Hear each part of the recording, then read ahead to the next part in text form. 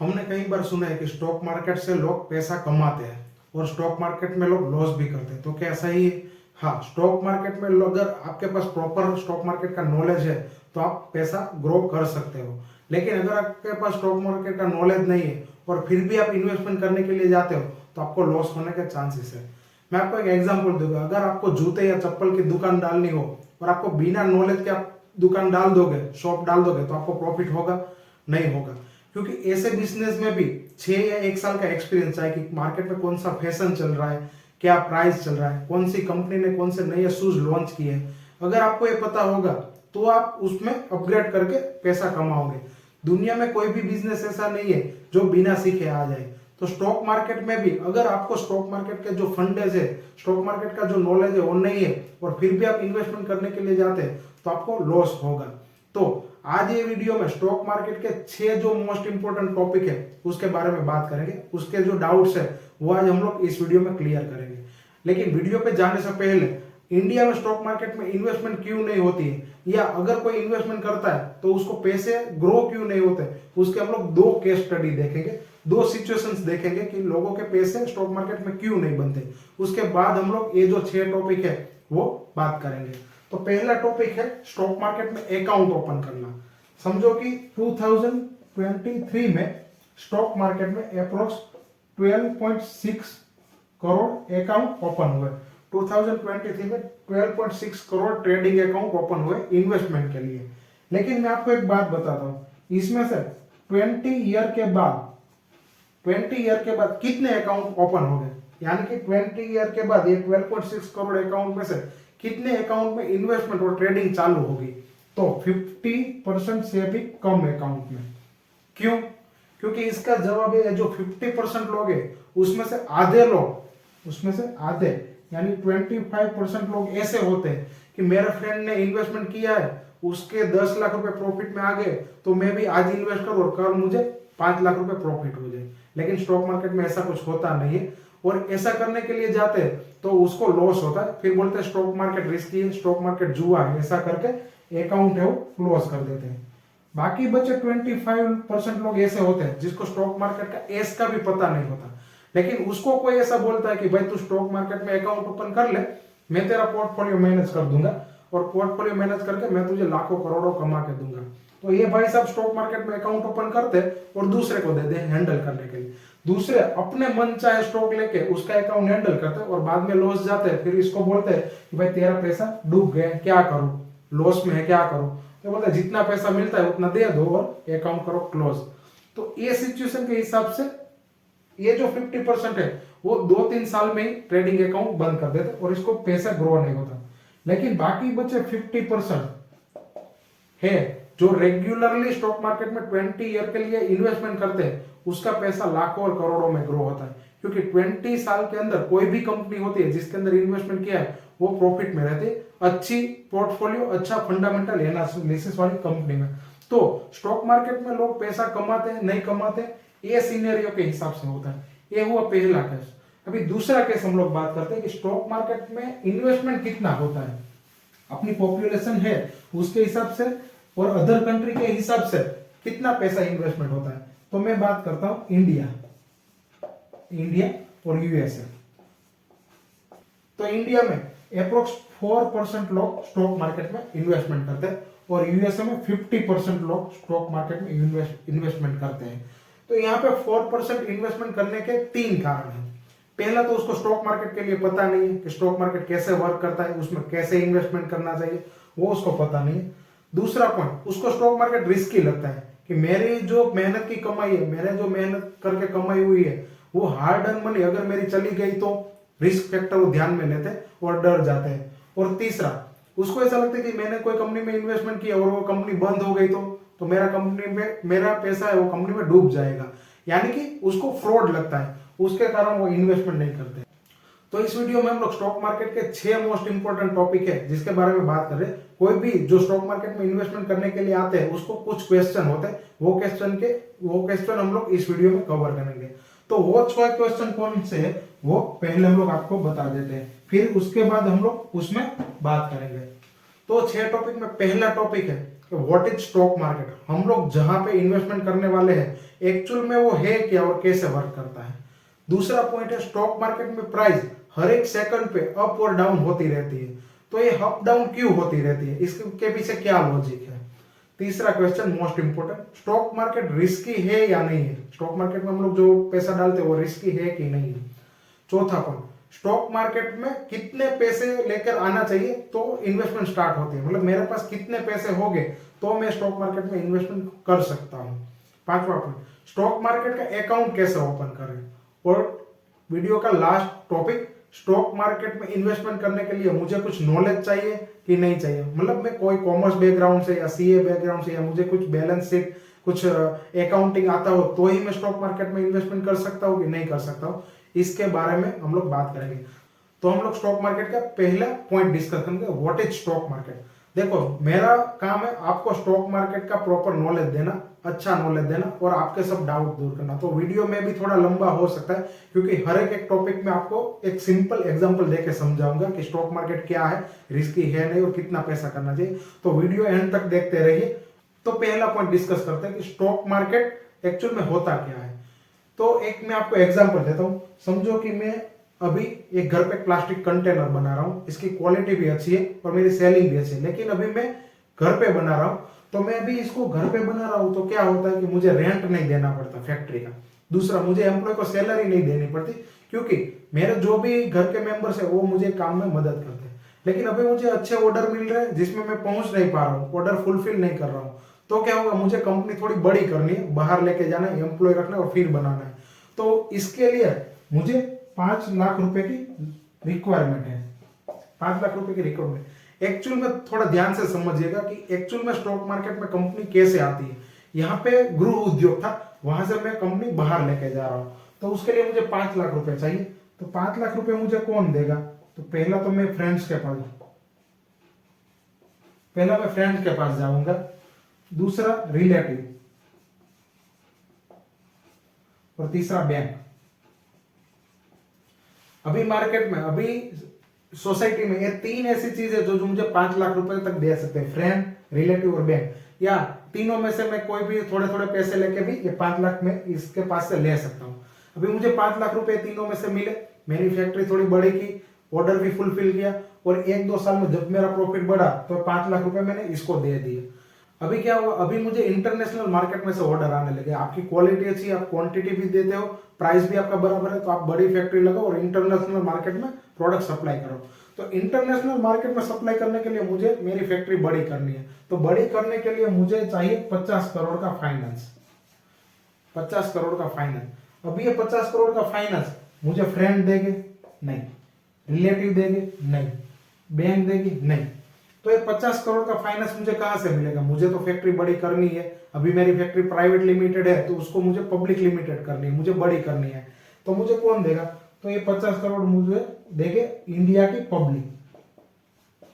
अभी आप बोलोगे इंडिया की पब्लिक पागल थोड़ी, तो ऐसे ही 50 करोड़ रुपए किसी को दे दे, तो एक इंडिया की पब्लिक पागल नहीं है, लेकिन ये 50 करोड़ वो पब्लिक मुझे देगी, उसके बदले में मैं उसको कंपनी का शेयर दूंगा। शेयर यानी कि कंपनी का प्रॉफिट का हिस्सा। मेरी कंपनी ग्रो करती है तो इसको भी मैं ग्रो करूंगा, लेकिन ये 50 करोड़ देंगे कैसे, तो पब्लिक 50 लाख पब्लिक मुझे 1000 रुपए देती है तो मेरे 50 करोड़ रुपए हो गए। अगर 50 लाख पब्लिक मुझे 1000 रुपए देती है तो मेरे 50 करोड़ हो गए। अभी मेरी कंपनी ग्रो हो रही है तो ये 1000 रुपए में जो पब्लिक है वो भी ग्रो हो गए, बढ़ेंगे, तो उसको भी फायदा है और मेरी कंपनी को भी फायदा है, मुझे फाइनेंस मिल रहा है और उसको कंपनी में बैठे बैठे प्रॉफिट मिल रहा है। तो ये हिसाब से कोई भी कंपनी वो मार्केट में आती है, ये जो मार्केट में आने की प्रोसीजर है उसको आईपीओ बोलते हैं। उसके लिए हम एक अलग से वीडियो बनाएंगे, आईपीओ क्या होता है, कैसे लिस्टिंग होती है और कैसे गेन मिलता है, उसके लिए हम लोग अलग से वीडियो बनाएंगे। तो स्टॉक मार्केट में कंपनी कैसे लिस्ट होती है, स्टॉक मार्केट में पैसे कहां से आता है, उसका ये पूरा बेसिक डिटेल्स है। अभी हम लोग बात करते हैं स्टॉक मार्केट में अप डाउन कैसे होता है। प्राइस है, हम लोग ने बात की कि स्टॉक मार्केट में प्राइस है वो हर सेकंड पे अप डाउन होती रहती है। ऐसा भी तो हो सकता है कि कंपनी में पैसा डाला और कंपनी 1 साल के बाद जो भी प्रॉफिट हुआ वो पब्लिक में बांट दे, ऐसा भी तो हो सकता है, लेकिन ऐसा नहीं होता।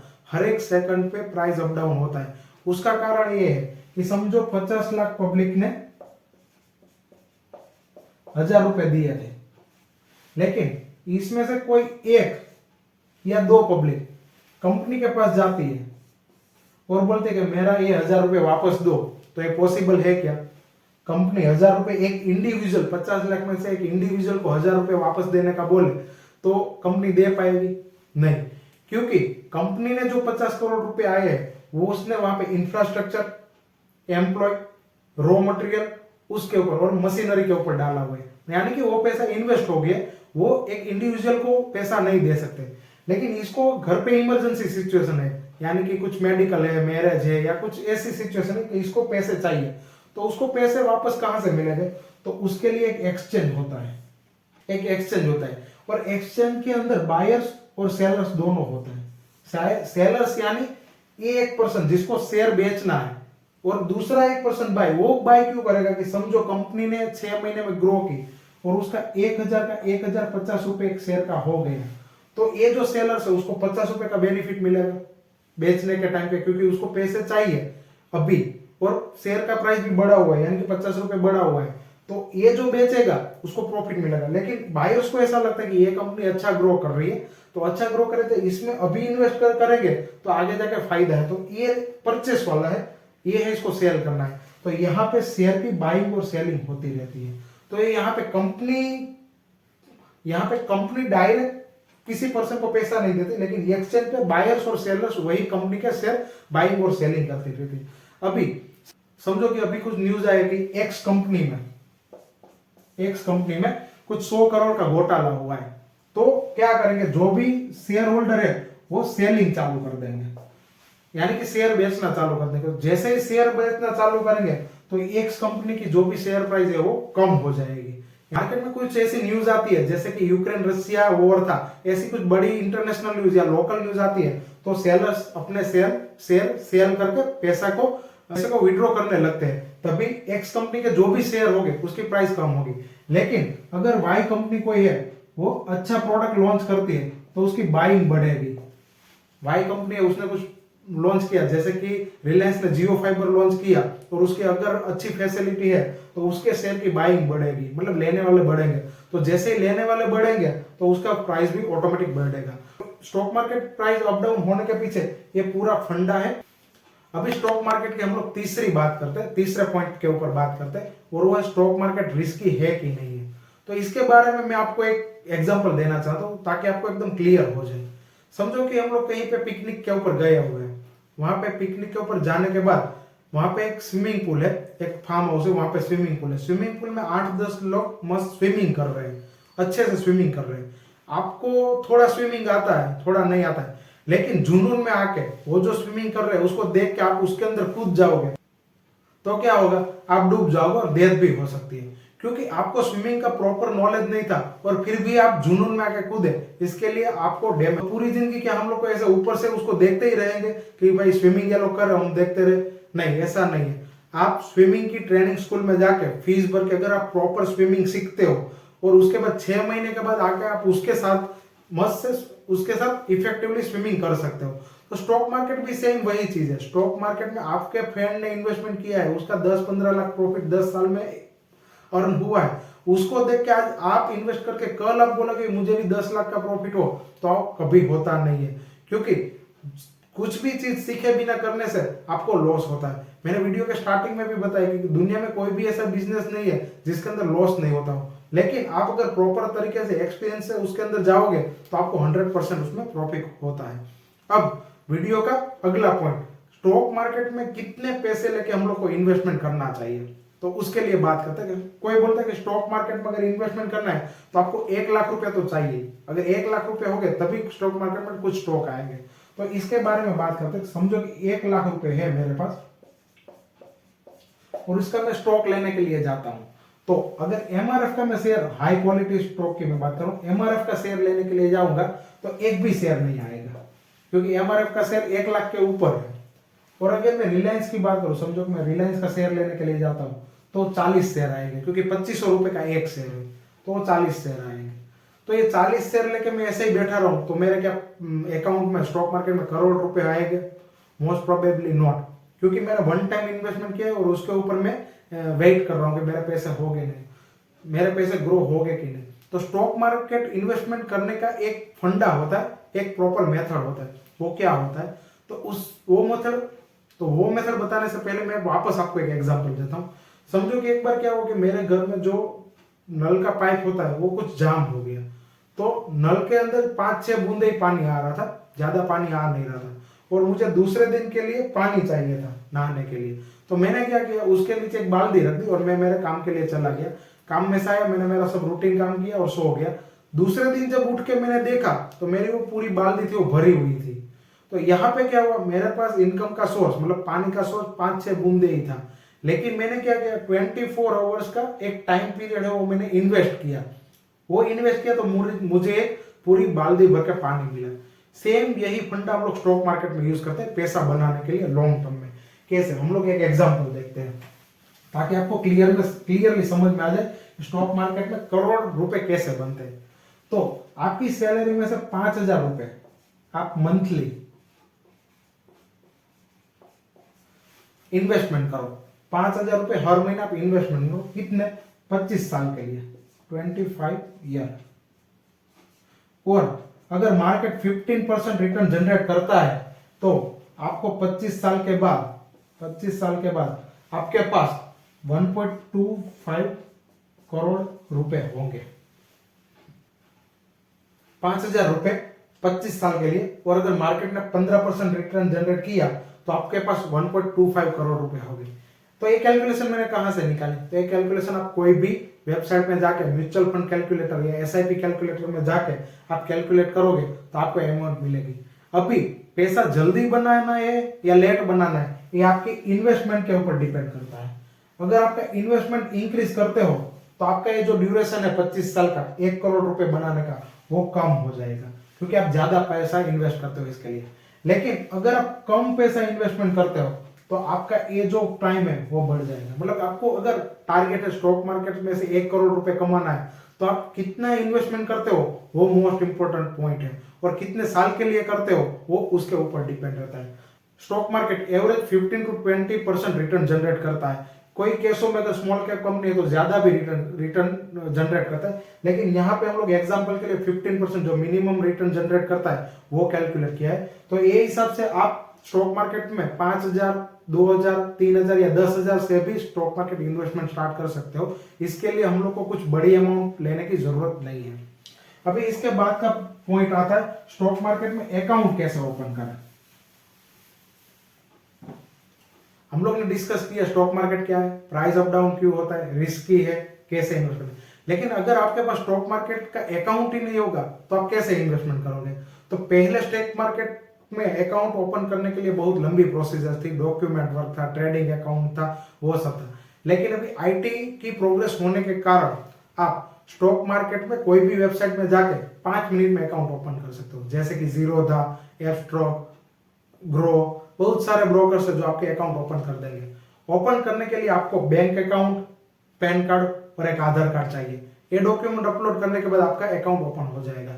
मैं मेरा अकाउंट मोस्टली जीरोधा में ऑपरेट करता हूँ क्योंकि मुझे जीरोधा यूजर फ्रेंडली लगता है और इन्वेस्ट करने में मुझे इजी लगता है, इसके लिए करो। अगर आपको भी स्टॉक मार्केट का अकाउंट ओपन करना है तो नीचे डिस्क्रिप्शन में दी गई लिंक से आप अकाउंट ओपन कर सकते हो, और जीरोधा में 300 रुपीज की फी देके 2 दिन में आपका अकाउंट ओपन हो जाएगा। फिर आप आसानी से ट्रेडिंग या इन्वेस्टमेंट स्टार्ट कर सकते हो।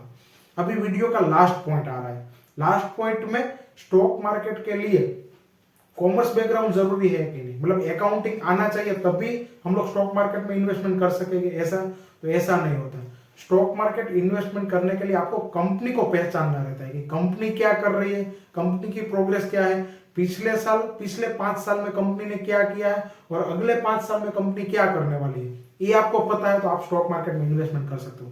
कंपनी भी बाहर ढूंढने की जरूरत नहीं है। हम लोग डेली लाइफ में जो भी यूज करते हैं वही हम लोग की कंपनी है और वही में हम लोग को इन्वेस्ट करना है। मैं आपको 4 एग्जांपल देता हूँ। पहले तो हम लोग जब बीमार पड़ते हैं तो हम लोग को दवाई लेनी पड़ती है, तो दवाई के लिए फार्मास कंपनी है, सन फार्मा, टोरेंट फार्मा, बहुत सारी फार्मास कंपनी है जिसके अंदर हम लोग इन्वेस्टमेंट कर सकते हैं। दूसरा, हम लोग पेट्रोल डीजल यूज करते हैं तो उसके लिए ओएनजीसी, इंडियन ऑयल, बहुत सारी कंपनी है। घर में फर्नीचर का काम चलता है तो स्टील की कंपनी है, सेल है, टाटा स्टील है, बहुत सारी कंपनी है। फिर हम लोग जो भी कंज्यूमेबल आइटम यूज करते हैं उसके लिए टाटा की कोई भी कंपनी है, ये सारी कंपनी हम लोग इन्वेस्टमेंट कर सकते हैं। उसके लिए उसकी फंडामेंटल एनालिसिस हम लोग को आनी चाहिए।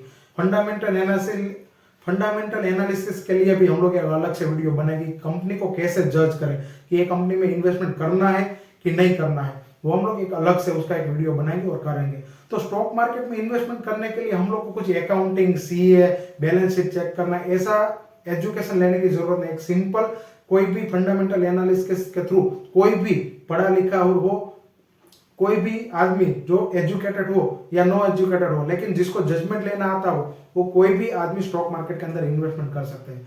तो ये थे 6 टॉपिक स्टॉक मार्केट बिगिनर्स के लिए जो स्टॉक मार्केट में इन्वेस्टमेंट करना चाहते हैं।